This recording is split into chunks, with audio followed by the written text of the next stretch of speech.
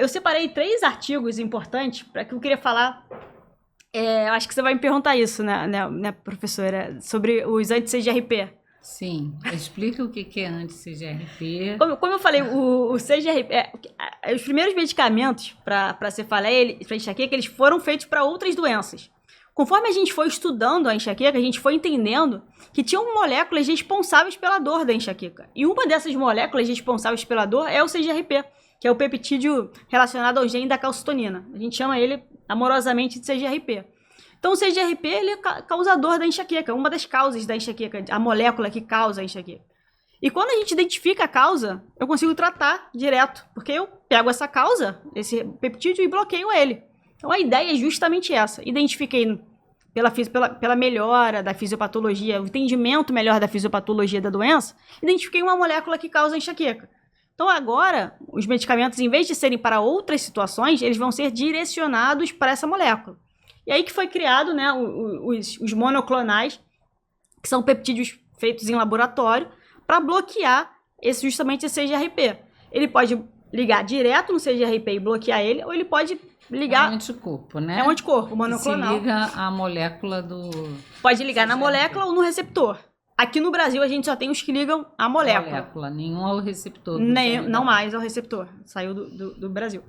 Então, a gente tem 2 aqui no Brasil disponíveis, que é o fremanezumab e o galcanezumab. Os 2 são disponíveis naturalmente.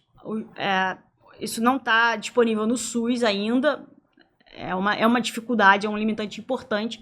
Mas aqui no Brasil, apesar de ter chegado há pouco tempo, isso lá fora já é assunto há bastante tempo. Então, eu separei alguns artigos falando aqui o primeiro, né, o consenso brasileiro da Sociedade Brasileira de Cefaleia. Esse é de 2022. Em 2022, ele já colocava, né, os monoclonais como primeira linha de tratamento para enxaqueca, ou seja, eficácia boa e segurança adequada. Né?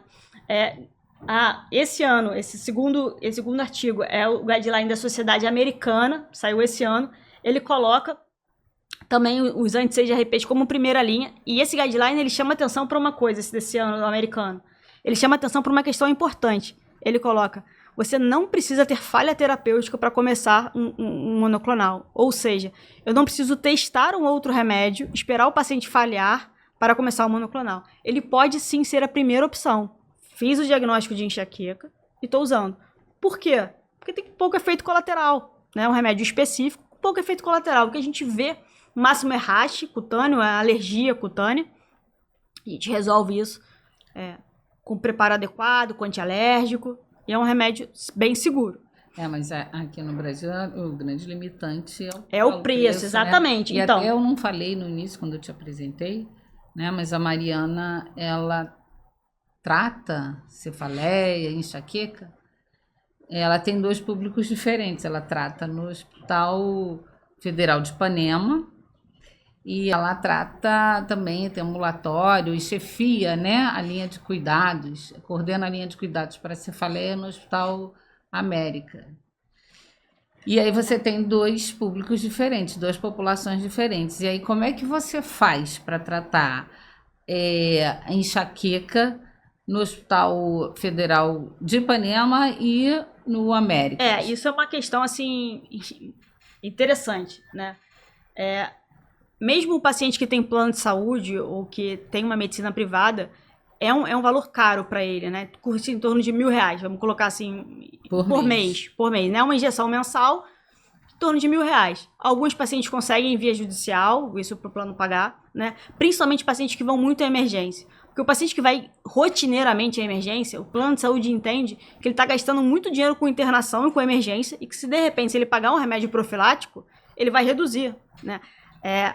Os estudos de socioeconomia são impressionantes. Como os monoclonais reduzem os gastos do paciente.